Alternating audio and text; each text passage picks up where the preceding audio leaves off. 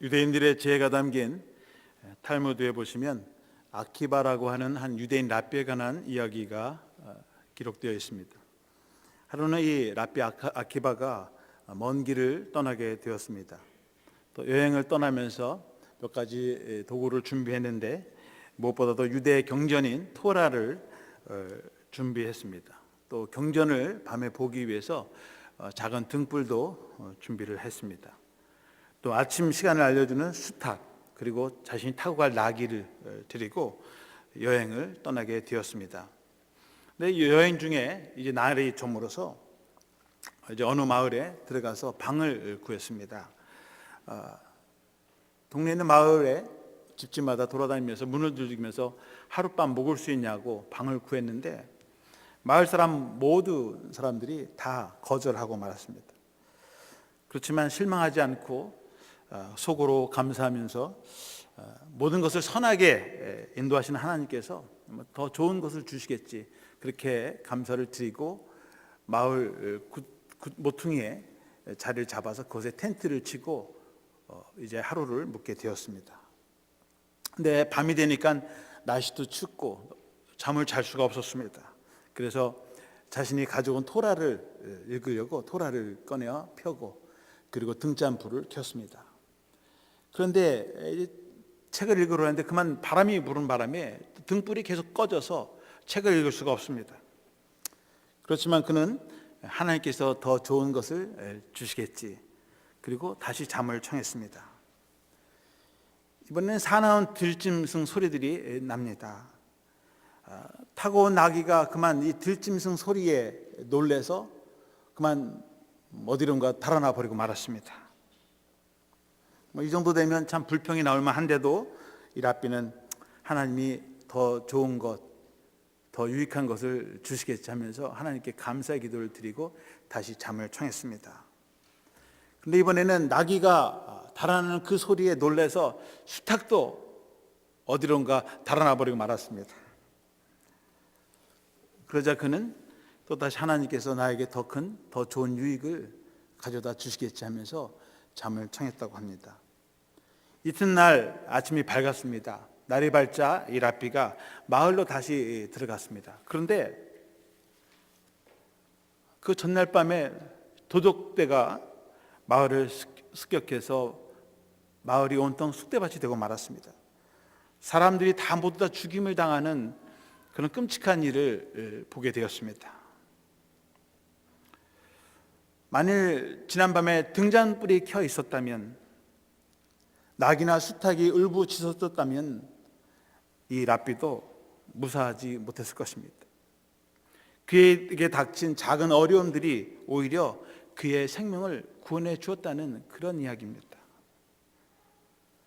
우리는 한치 앞을 내다볼 수 없는 연약한 존재들입니다. 오늘, 내일, 그리고 내일 모레 어떤 우리에게 크고 작은 일들이 닥칠지 우리는 전혀 예상하지 못하고 매일매일을 살아가는 그런 존재들입니다. 때로는 예기치 않은 일들이 기다리고 있고 일어납니다. 또 우리 앞에 일어나고 있는 일들을 다 우리의 머릿속으로, 우리의 생각으로, 이성으로 이해할 수 없는 일들도 일어납니다. 때로는 오랜 시간이 지나서야 왜 그 일이 나에게 그런 일이 일어났는지, 왜 하나님께서 나에게 그런 시련의 시간들, 아픔과 고통의 시간들을 주셨는지 먼 시간이 지난 후에야 깨닫는 경우도 종종 있습니다. 오늘 이정수 교우님께서 봉독해 주신 마태복음 1장의 말씀에는 예수님의 법적인 아버지가 되는, 육신 아버지가 되는 요셉에 관한 이야기가 있습니다. 그에게 닥친 전혀 예상치 못했고 이해할 수 없는 일들이 일어난 것을 오늘 본문에 보게 됩니다. 오늘부터 대강절이 시작이 되는데 이 대강절 기간 동안에는 성탄에 관련된 사람들을 통해서 같이 함께 하나님의 말씀을 나누려고 합니다. 또 오늘은 성탄절의 가장 중요한 사람인 마리아와 요셉에 관한 말씀을 통해서 같이 함께 말씀을 상고해 보려고 합니다. 오늘 18절 말씀해 보시면 예수 그리스도의 나심은 이러하니라. 그의 어머니 마리아가 요셉과 약혼하고 동거하기 전에 성령으로 잉태된 것이 나타났더니. 오늘 18절 말씀에 간단하게 예수님이 탄생하신 그 배경에 대한 설명이 나와 있습니다. 예수님의 어머니 마리아가 요셉과 약혼하고, 요셉이라고 하는 사람과 약혼을 하고 함께 동거하기 전에, 함께 살기 전에 성령으로 잉태된 것이 나타났다라고 기록하고 있습니다. 처녀가 한 남자가 약혼을 하고 결혼식도 치르기 전에 임신을 했다, 아기를 가졌다는 이야기입니다. 참, 결혼하기 전에 처녀가 아이를 임신했다, 참 이게 좋은 이야기가 아니죠. 또 남자가 아니라 성령으로 잉태를 됐다, 이건 도무지 더 이해할 수 없는 그러한 이야기입니다. 사람의 상식 또 과학으로도 도저히 설명할 수 없고 증명할 수 없는 일들이 지금 일어나고 있습니다. 누가복음 1장에 보시면, 우리가 읽진 않았습니다만은 가브리엘 천사가 마리아에게 나타나서 하나님의 아들을 낳게 될 거라고 하는 예고의 말씀이 나옵니다. 그래서 우리가 수태고지다 그렇게 얘기합니다. 누가복음 1장 30절에 보시면 천사가 이르되 마리아여 무서워하지 말라, 네가 하나님께 은혜를 입었느니라. 보라, 내가 잉태하여 아들을 낳으리니 그 이름을 예수라 하라. 천사가 마리아에게 무서워하지 말라, 내가 하나님께 은혜를 입었다, 그리고 내가 잉태해서 아들을 낳으리니 이름을 예수라고 하라. 요셉에게 천사가 나타나기 전에 이미 마리아에게 가브리엘 천사가 나타나서 앞으로 장차 하나님의 아들을 성령으로 잉태하게 될 거라고 하는 것을 미리 말씀해 주고 있습니다. 여러분, 여인이 결혼을 해서 첫 아들을 낳았다고 하면 그건 정말 기쁜 일이고 축하받을 일입니다. 그 가정과 가문을 위해서 영광스러운 일 것입니다. 그런데 결혼을 앞둔 처녀가 첫날 밤도 치르기 전에 아이를 가졌다고 하는 것은 전혀 축복받을 일이 아니죠. 이건 재앙이죠.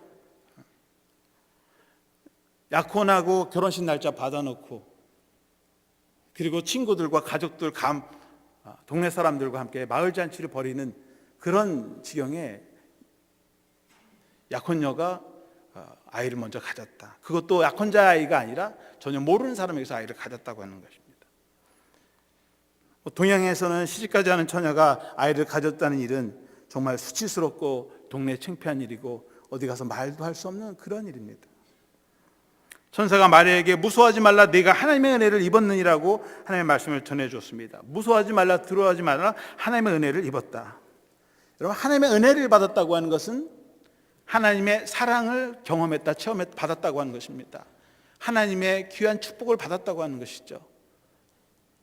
그런데 하나님의 은혜를 입었다고 했을 때, 오늘 이 마리아가 입은 하나님의 은혜는, 우리가 하나님의 은혜, 하나님의 사랑, 축복하면 항상 좋은 것, 아름다운 것, 누구나 받아들일 수 있는 일들, 그런 것들이 임해야 되는데, 오늘 마리아에게 임한 하나님의 은혜는 결코 기뻐할 수도, 축하받을 수도, 자랑할 수도 없는 그러한 일이었다고 하는 것입니다.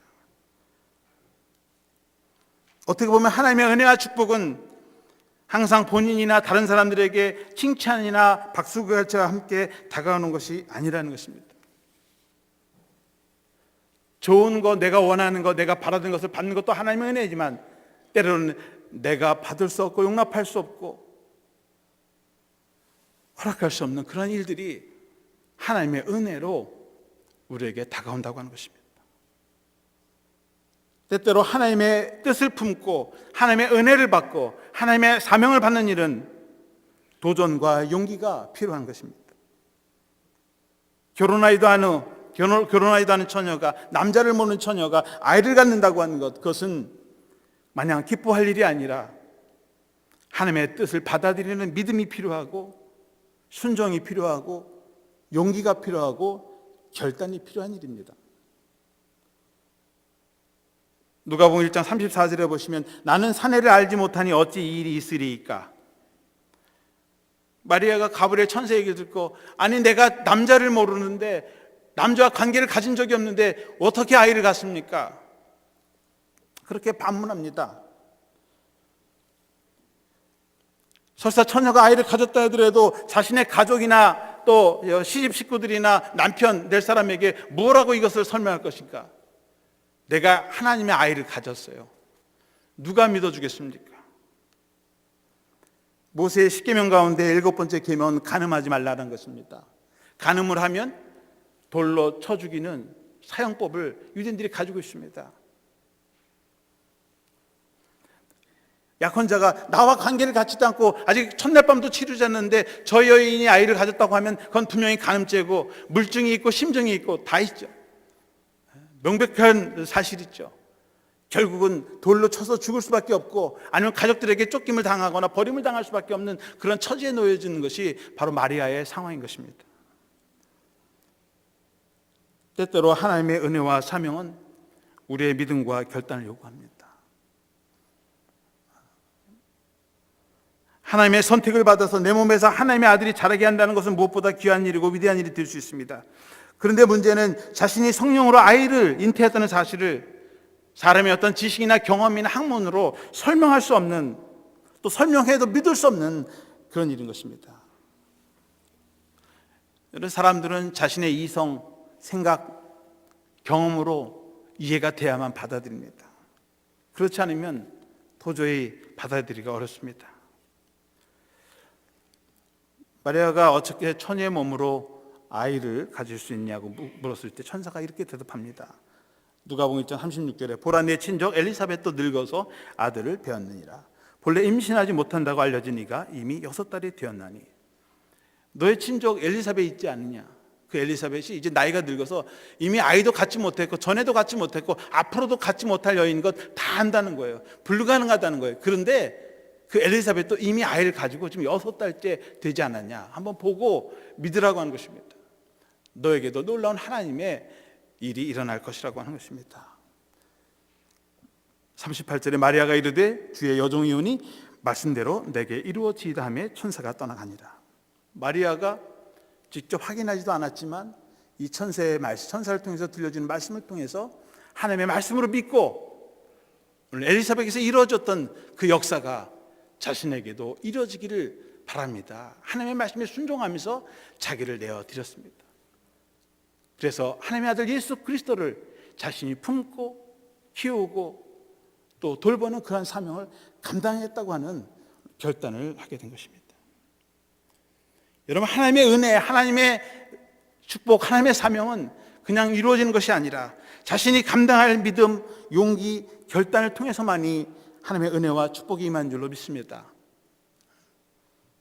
하나님의 은혜는 때때로 우리와 다른 모습대로 다른 방향으로 우리에게 다가올 수 있다고 하는 것입니다. 마리아에게 이 닥친 문제는 자신이 믿음으로 받아들였는데 문제는 자기 혼자만 믿고 하나님의 그 은혜, 하나님의 사명을 받았다고 해서 끝나는 것이 아니라 문제는 그것을 어떻게 나와 함께 평생을 살아갈 내 남자에게, 남편에게 그것을 설명할 수 있느냐, 지금 문제가 남아있죠. 사실 자신의 문제보다도 더 큰 것은 자신의 주위에 있는 사람들입니다. 내가 하나님에게 이런 은혜를 받았습니다, 하나님께 이런 사명을 받았습니다라고 할 때 나와 함께는 내 옆에 있는 내 남편이나 아내, 내 가족, 내 식구들이 어떻게 그것을 이해하며 받아들일 수 있느냐 하는 것입니다. 제가 한국에 있을 때 결혼을 하고 처갓집에 처음 인사를 갔는데요. 이렇게 명절 때 처갓집 식구들이 다 모였는데 사촌도 왔어요. 제가 이제 결혼을 했으니까 새신랑 보러 사촌 누나들, 오빠들도 왔습니다. 삼촌 댁에, 뭐 큰아버지 댁에 있어서 사람들이 왔어요. 사윗감 보겠다고. 그런데 뭐 얘기를 하다가 그 집에 사촌 큰아버님, 작은 아버님 댁에 딸이 있는데 이 딸이 수녀가 되겠다고, 수녀가 된 학교에 들어가겠다고 그렇게 하는 이야기를 하는 거예요. 그 집은 이제 그것 때문에 이제 고민인 거예요. 얘기를 하는데 찬반 있습니다. 가야 되느냐 말아야 되느냐. 결국에는 갔습니다마는 식구들이 다 말리는 거예요. 아직 젊은데 왜 수녀가 되려고 하느냐 말이죠. 본인은 사명을 받았다는 거예요. 나는 수녀가 되고 평생 주님과 결혼하고 주님을 위해서 내 삶을 드리겠습니다라고 했는데 문제는 그 가족들이 이해를 못하고 받아들이지 못한다는 거예요. 결국에는 가족들의 반대에도 불구하고 수도원에 들어가서, 수녀원에 들어가서 수녀가 되었습니다. 하나님께서 받은 은혜의 사명이 나 혼자로만 끝나면 되는데 문제는 나 혼자로 끝나지 않고 내 주위에 함께 살아갈 사람들에게 영향을 주기 때문에 그것이 더 큰 문제인 것이죠. 마리아의 문제는 단지 마리아의만의 문제가 아니라 함께 살아갈 요셉에게도 문제가 되는 것입니다.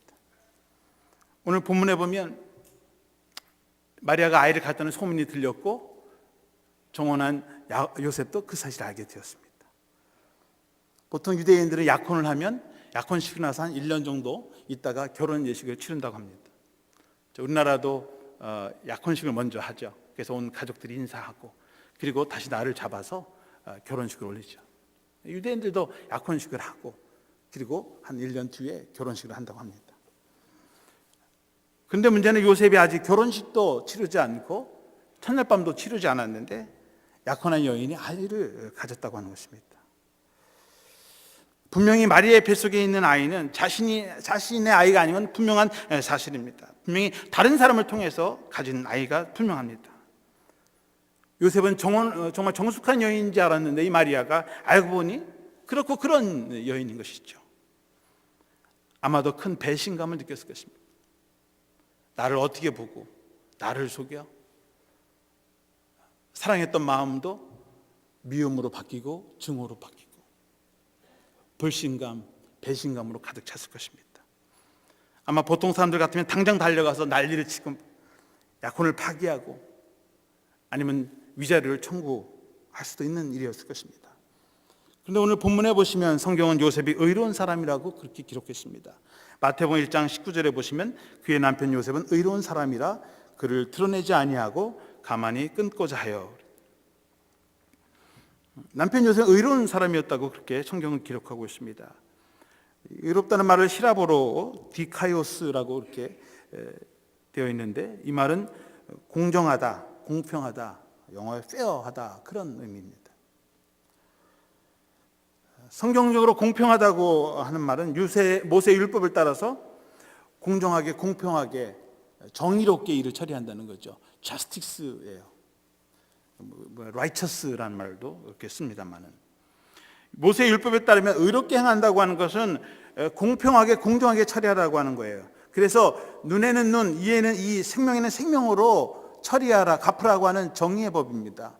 내가 눈이 다쳤으면 그 사람의 눈을 쳐야 되고, 내 이가 부러졌으면 상대방의 이를 부러뜨려야 되고, 내가 생명에 위협을 당했으면 나도 그 사람에게 생명을 위협을 가하는 똑같은 복수를 하라고 하는 거죠. 공평하게. 그것이 정의의 법입니다. 지금 성경에서 말하는 의롭다고 하는 것은 요셉이 구약의 모세 율법을 따라서 똑같이 너도 받은 대로 해주라고 하는 그런 의미에서 정의의 법에 의해서의 의로움, 단순히 그러한 의로움이 뿐만이 아니라 바로 예수 그리스도의 사랑의 법, 용서, 화해, 평화를 위한 사랑의 법, 은혜의 법을 이야기하는 것입니다. 아마도 요셉의 이런 의롭고 다른 사람을 또 배려해주는 그런 마음들이, 그런 성품이 하나님의 아들 예수 그리스도를 아들로 삼아서 키우는 그러한 자격이 되었는지도 모르겠습니다. 요셉이 자신에게 닥쳐진 이 위기, 이 일을 처리하는 모습을 보면 요셉이 어떤 사람인지 우리가 알 수 있을 것입니다. 여러분, 요셉은 다른 사람의 아픔을, 또 다른 사람의 상처를 정말 자기가 스스로 감당하는 희생적인 사람이었다. 자기 희생적인 사람이었다는 것을 알 수 있습니다. 마태복음 1장 19절에 그의 남편 요셉은 의로운 사람이라 그를 드러내지 아니하고 가만히 끊고자 하여. 지금 마리아에게 닥친 일, 자신에게 닥친 일을 세상 사람들에게, 동네 사람들에게 드러내지 아니했다. 그리고 조용히 그 일을 처리하려고 했다. 가만히 끊으려고 했다. 영어로 divorce quietly, 조용히 파혼하려고 했다. 이혼하려고 했다. 그런 말입니다. 요셉은 자기가 정혼한 여인이 임신했다는 사실을 알고도 이를 세상에 드러내지 않았다. 그 얘기는 마리아를 세상 사람들의 조롱거리가 되고 웃음거리가 되고 손가락질 당하지 않도록 그 여인을 보호했다는 거죠. 마리아의 인격이나 명예나 그의 신상에 손해가 되는 일을 하지 않았다는 것입니다. 물질적으로도 정신적으로도 당한 피해 보상도 요구하지 않았다고 하는 것입니다. 문제를 크게 일으키지 않고 약혼을 파기하고 조용히 그 일을 처리하려고 했습니다. 가급적이면 마리아가 상처받지 않고 사람들에게 수치당하지 않도록 충분히 배려해 주었다고 하는 것이죠. 자신이 할 수 있는 방법, 최선의 방법을 통해서 상대방을 배려하면서 조용히, 우리말로 은혜롭게, 은혜스럽게 그 일을 끝내려고 했다고 하는 것입니다. 요셉이 이러한 결정을 내리기까지는 많은 자신의 감정을 억제하고 절제와 많은 인내심이 필요했을 것입니다. 아마 보통 사내들 같으면 당장 쳐들어가서 난리를 치고 말이죠. 세상에 이런 일이 있냐고 하면서 아마 동네 창피도 주고요. 자기의 무죄를 주장하고요. 그렇게 했을지도 모릅니다. 그런데 요셉은 마리아가 받은, 자기가 받은, 마리아가 받은 상처, 아픔을 자기 스스로 다 받아들이고 극복하면서 혼자 감당하려고 했던 그런 사람이었습니다. 다른 사람으로부터 받은 상처, 아픔, 배신감 그대로 돌려주기보다는 자기 스스로 혼자 감당하려고 했다고 하는 것입니다. 요셉의 의로움은 자신의 의로움만이 아니라 다른 사람의 불의함과 죄까지도 감당하고 대신 지어주는 그런 희생적인 의로움이었다라고 하는 것입니다. 두 번째로 요셉은 깊이 생각하는 사람이었습니다. 사려가 깊은 사람이었습니다. 20절 말씀해 보면 이 일을 생각할 때 주의 사자가 현명하여 이르되 다윗의 자손 요셉아 내 아내 마리아 데려오기를 무서워하지 말라. 그에게 잉태된 자는 성령으로 된 것이다. 요셉이 이 일을 하기 전에 깊은 생각에 빠졌습니다. 그럼 어떻게 이 일을 처리해야 될 것인가? 당장 달려가고 싶은데 요셉이 생각을 했다고 성경은 기록하고 있습니다. 이 생각하다는 단어의 히라보 원어를 찾아보니까 엔스메덴이라는 용어입니다. 깊이 생각하다, 깊이 몰두하다, 심사숙고했다. 영어로는 consider, 그냥 think가 아니라 consider했다. 정말 재고했다는 거죠. 계속해서 심사숙고하고 생각하고 고민했다고 하는 것입니다. 이런 때로는 깊은 생각이 필요할 때가 있습니다.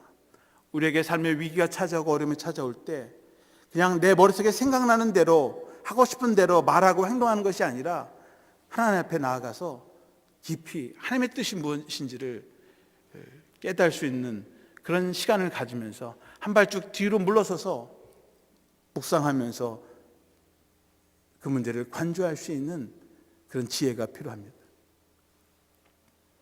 문제가 생기면 조급해하고 당장 달려가서 문제와 씨름하고 문제를 해결하기 위해서 급하게 서둘러서 달려가는 것이 아니라 좀 한 걸음 뒤로 물러서서 깊이 생각하면서 자신이 해야 할 행동, 자신의 방향에 대해서 깊이 생각할 수 있는 믿음의 여유가 필요한 것입니다. 이런 물이 있지 않습니까? 연못에 가면 옛날 시골에 개울이나 이런 데 이렇게 길을 건너갈 때요, 깊이가 어떻게인지 잘 모를 때는 돌을 던져서 물의 깊이를 재보라고 그러죠. 물에 돌을 던져보면 그 물이 얼마나 깊은지 알 수 있습니다. 깊은 물은 돌을 던져도 그냥 돌이 그냥 잠겨버리죠. 근데 얕은 물은 어떻습니까? 퐁당하면서 물이 이게 튀어버립니다. 물만이 아니라 사람도 그렇습니다. 사람의 믿음의 깊이도 평소에는 알 수 없지만 돌을 던져보면 그 돌의 파장을 통해서 그 사람의 믿음이 어느 정도 되는지 알 수 있습니다. 작은 일이 있으면 작은 일이도, 또 큰 일이 있으면 큰 일도 감당한 사람이 있습니다. 요동치 않고 그것을 받아들이면서 다 품는 사람이 있는가 하면 조금만 작은 돌에 맞아도 다 세상을 뒤집어놓는 그런 경우도 있습니다. 보통 때는 그 사람이 어떤 사람이 알 수 없지만 어떤 일을 닥치는 위기 상황에서 보면 그 사람의 믿음이 어떤지, 그 사람의 믿음의 깊이가 어떤지 우리는 쉽게 알 수 있습니다. 누가복음 8장에 보면 예수님께서 제자들과 함께 배를 타고 갈릴리 바다를 건너가십니다. 8장 23절에 보면 행선할 때 예수께서 잠이 드셨더니 마침 광풍이 호수로 내리침에 배에 물이 가득하게 되어 위태한지라. 예수님께서 배에서 잠을 주무시는데 광풍이 일어났습니다. 그런데 광풍이 일어나서 배가 뒤집힐 지경인데 예수님이 여전히 잠을 주무시고 계셨다. 배가 뒤집어서 사람의 지금 생명이 정말 위태로울 지경인데 예수님은 평안하게 잠을 주무셨다. 감각이 둔해서 그런 것이 아니죠. 상황 판단을 몰라서 그런 것이 아니라 예수님은 그 광풍을 물리칠 수 있는, 이길 수 있는 능력이 있기 때문에 잠잠할 수 있었던 것이고, 그 평안함이 있었고 그 평안함으로 오히려 광풍을 잠재울 수 있었다고 하는 것입니다.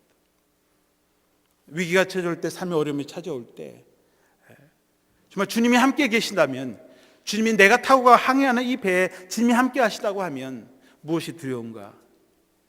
주님이 잠을 주무시고 있다면 깨워서 그분의 능력으로 나아가면 그 파도가 잠잠해질 텐데 하는 믿음이 제자들에게 있었다면 제자들은 그렇게 난리를 치지 않았을 것입니다.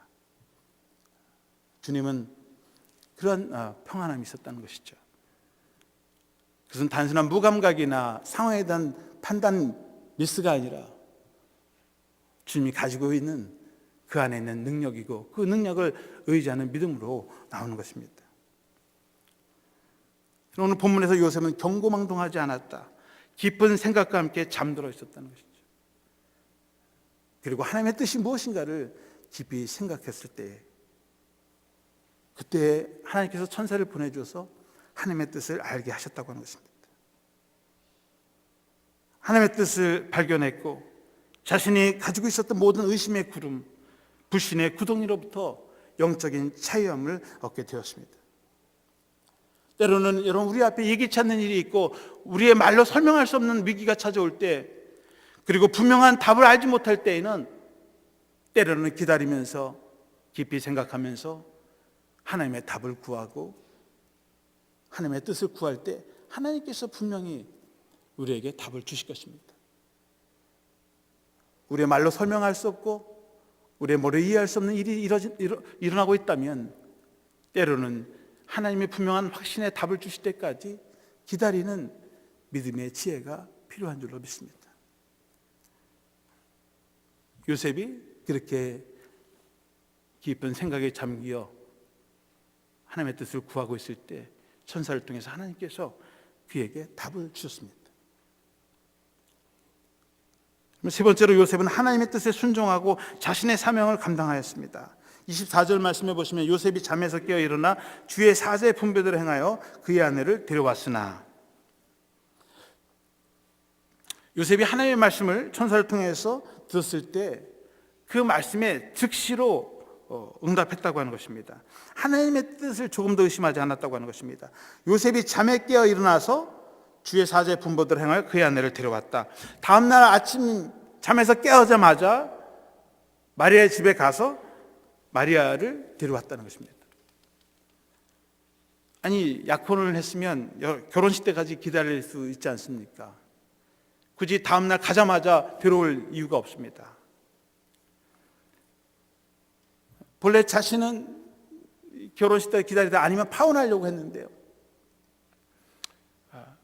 일어나서 바로 가서 데려왔습니다. 왜 가서 바로 마리아를 데려왔을까? 좀 기다리지. 저는 그런 생각을 해봅니다. 지금 마리아가 배가 불렀습니다. 이미 소문이 날 대로 나기 시작했습니다. 요셉의 귀에도 들어갔습니다. 그래서 파혼까지 갔습니다. 그런데 결혼식 때까지 기다리면 배는 점점 더 불러올 것이고 소문은 더 커질 것이고 마리아가 그렇고 그런 사람이라고 소문은 날 것입니다. 요셉이 가서 더 그 말이 퍼지기 전에, 마리아가 세상 사람들에게 수치스러움과 조롱거리가 되기 전에 데려왔다는 것이죠. 그리고 마리아에게 향한 손가락질, 마리아가 받아야 할 조롱, 그것을 대신 자신이 품고 감당했다고 하는 것입니다. 왜냐하면 이미 일찍 추월했구나. 요셉이 나쁜 사람이네, 저 사람. 알고 보니까 안 되겠는데, 저 사람. 그런 조롱거리가 퍼본다 할지라도 하나님의 사명을 위해서, 하나님의 뜻을 위해서 내가 대신 감당해 주겠다고 하는 것이죠. 요셉에게도 믿음이 필요했고 용기가 필요한 것입니다. 세상 사람들의 손가락질, 비난도 아랑곳하지 않고 하나님의 뜻과 사명에 순종했습니다. 당장 달려가서 파혼하려고 했던 그 발걸음이 파혼이 아니라 깨진 그 관계를 다시 회복하고 의심과 불신, 배신감과 증오심으로 가득 찼던 그 발걸음이 오히려 화해와 용서와 사랑의 발걸음으로 바뀌어졌다고 하는 것입니다. 그래서 그 마리아와 요셉의 가정이 다시 하나님의 가정으로 회복되었다는 것입니다. 사우스캐롤라이나의 콜롬비아 바이블 칼리지 그리고 세미나리 신학교가 있습니다. 이 학교에 로버슨 맥킬킨이라고 하는 교수가 있습니다. 이분이 이 학교에서 신학교에서 이제 성경을 가르치는 학자요 교수였습니다. 그런데 60 초반에 그의 아내가 치매병을 갖게 되었습니다. 아내를 돌보면서도 충분히 학교에서 나가서 학생들을 가르칠 수 있었습니다. 그런데 학교에다 사직서를 내고 말았습니다.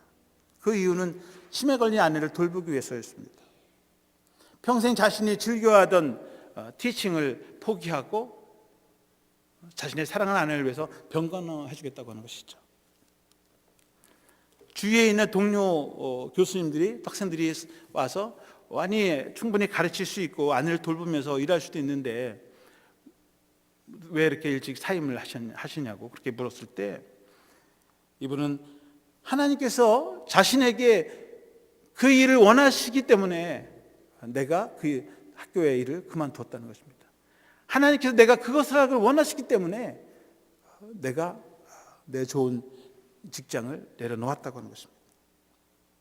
이 맥킬린 교수님도 자신이 성경을 읽고 또 배우고 가르친 대로 하나님의 사랑과 이웃사랑의 계명을 몸으로 실천한 것입니다. 오늘 본문의 말씀 속에서도 요셉은 사랑하는 아내 하나님의 아들 예수 그리스도를 섬기고 돌보기 위해서 자신의 모든 삶, 희망과 계획들을 내려놓았다고 하는 것입니다.